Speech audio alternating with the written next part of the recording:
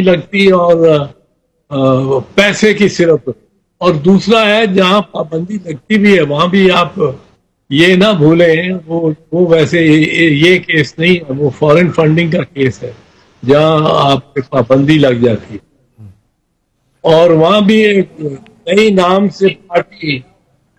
ANP की जगह NAP की जगह एएनपी बन जाती है। एनएपी पे नेशनल अवामी पार्टी पे वो लगी थी पाबंदी 1975 में,